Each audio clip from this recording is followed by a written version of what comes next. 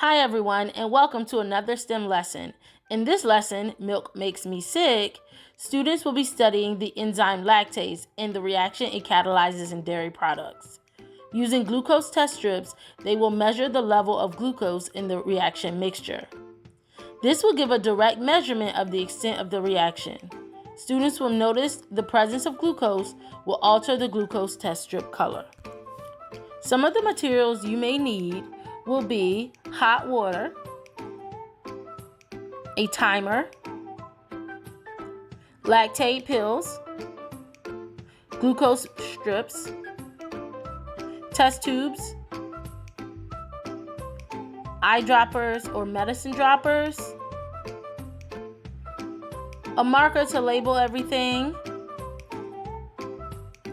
and beakers, or if you have bigger test tubes with measurements on it, that'll work as well. And you'll want to label the test tubes and the beakers. It's important to note that inside the beakers that are labeled water, lactase solution, and milk, the water one has plain water. Lactase solution has a lactate pill crushed up mixed with water, and the milk solution just has milk.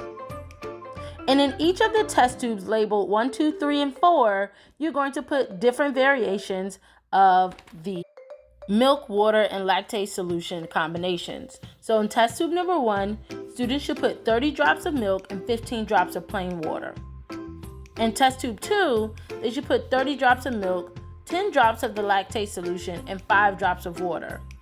In test tube 3, they should put 30 drops of the milk and 15 drops of water. And test tube 4, 30 drops of milk, 10 drops of the lactase solution, and 5 drops of water. And during this time, they'll be testing how the activity of the enzyme lactase is affected by a change in temperature. So in test tubes 1 and 3, you'll notice they have the same contents, as well as with 2 and 4. And so test tubes 3 and 4 will be placed in hot water for about 15 minutes. You may reduce the time as low as 8 minutes, but the outcome will not be as dramatic for students to observe. As students wait for time to pass by, they should be documenting and working in collaborative groups to respond to the discussion questions on the Got Milk student answer sheet. Once you have added all of the various droplets, students will then shake them up, make sure they're mixed in really good, and place test tubes 1 and 2 to the side or on a test tube rack if you have them, and test tubes 3 and 4 inside of a warm water bath, which can be put in a measuring cup like we have it, or you can put it in a beaker. It's important to note that students should use science lab safety here, so therefore wear closed-toed shoes. If it's too hot to touch, make sure you're wearing gloves or have something to kind of help you with the heat of everything. And once everything is shaken up and good to go and placed in the correct places, you'll want to, once you place 3 and 4 in the hot water bath, you'll want to set a timer for approximately 15 minutes and let them sit. If they float to the top, make sure you place something over it so they're still submerged in the hot water.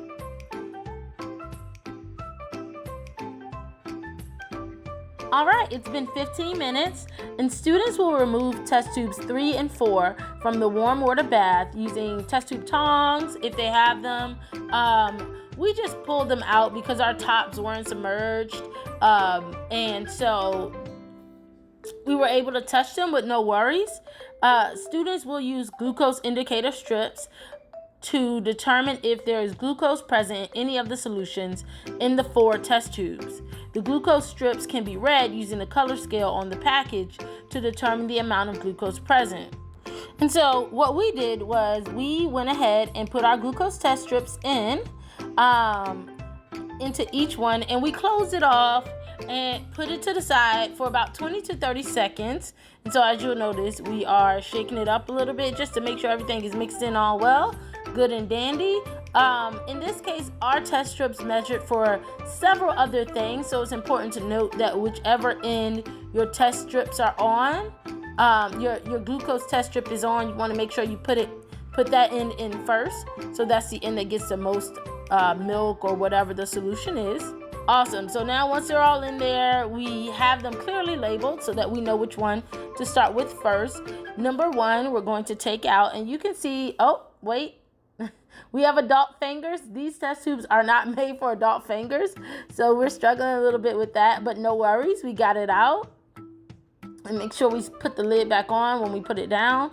And so what students will do here is that they will make sure that they are documenting their what they find on their student app handout, and they'll continue to discuss and record the results of their glucose tests on their handout, as well as engage in those discussion questions on the Got Milk student answer sheet. Ideally, test tube 2 at room temperature should have a small presence of glucose to show that lactase has started to break down lactose, but only a small volume due to the cooler temperature. Test tube 4 in the warm water bath should have the most glucose present to demonstrate that the heat has sped up the enzymatic activity and mimic the conditions of a lactase enzyme in the human digestive system. Test tubes 1 and 3 did not contain the enzyme and did not experience any changes. Don't forget to like, share, and subscribe to our YouTube channel for more videos like this and others that we know you'll enjoy. Do you have an idea for a seminar or a webinar that you would love to see NCCAP cover? Well, comment below or check out our website at www.ncafterschool.org.